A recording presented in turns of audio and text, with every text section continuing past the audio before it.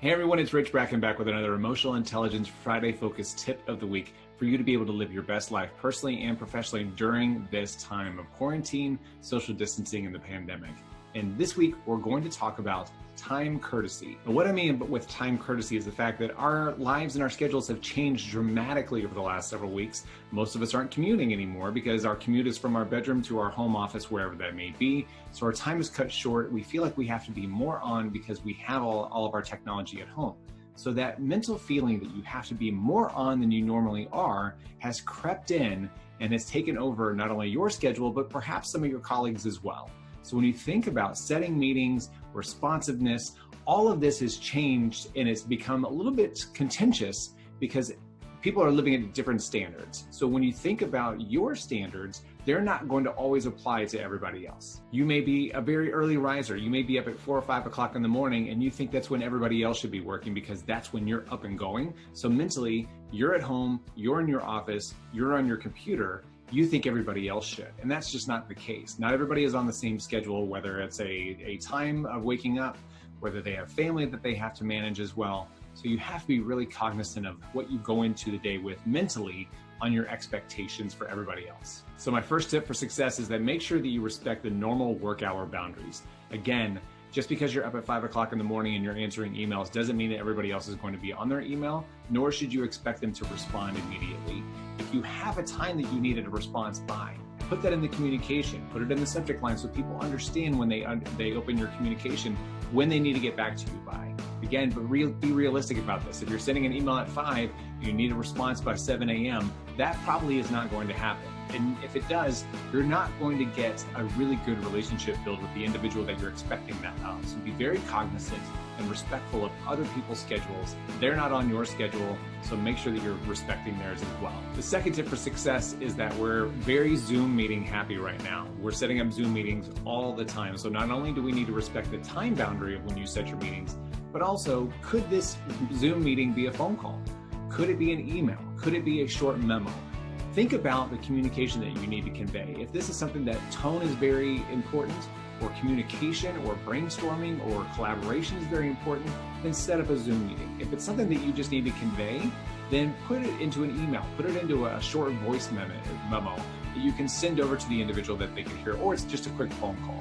Not every single communication needs to be a Zoom call because psychologically Zoom calls are absolutely draining. We're not used to having eyes on us all the time. We're not used to heads being bigger than they normally are on our screen staring at us. So psychologically, every Zoom call takes a little bit more out of us than we're used to. So be very cognizant on how you communicate and what method you use to communicate your needs and your expectations. Third tip for success is tone. Be very aware of how you're communicating with your tone. Again, we're all in this together. We're all going through a lot of stress. We're all going through a lot of unexpected ups and downs throughout the week, throughout the day, throughout the hour sometimes.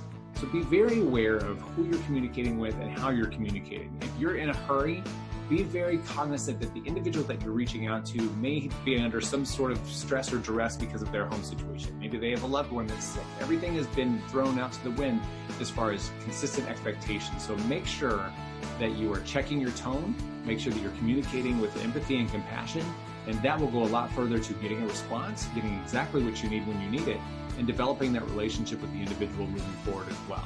And tip number 4 is that if you're on the other side of the communication, if you need a break, if you need to step away from your office, if you need to set boundaries because you feel like your boundaries of time are being impeded on, use what I've been using. Use your out of office more often than you typically use it. So if you are going to go for a walk for an hour, or if you're going to take a break from 1 to 2, set up your out of office communication so that people understand when they email you that they're not going to be able to get a hold of you until 2 o'clock. Again, it seems very odd, but it is the most impactful thing because it's setting expectations, it's protecting your time, and it's protecting the respect that you are going to need throughout your day to make it through.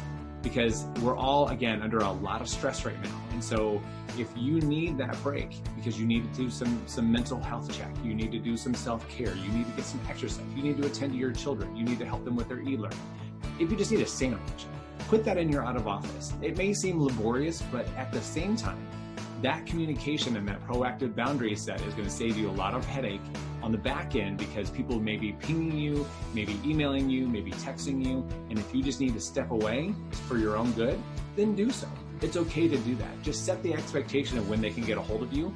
And that way you're both on the same page on understanding. So those are 4 tips for you to get through this next week and hopefully carry forward, because these are really tips that you can use at any time, no matter if there's a pandemic or not. So make sure that you're keeping in mind that we're all in different time sets now. We're all on different schedules more so than ever. And we all need to exercise a little bit more empathy and compassion. And we all need to set more boundaries, both on other people and for ourselves. So leverage these tips. Let me know how they're working for you. And hopefully they set you up for success for the next week and beyond. Have a wonderful day. Stay safe, stay healthy, and we'll see you next time.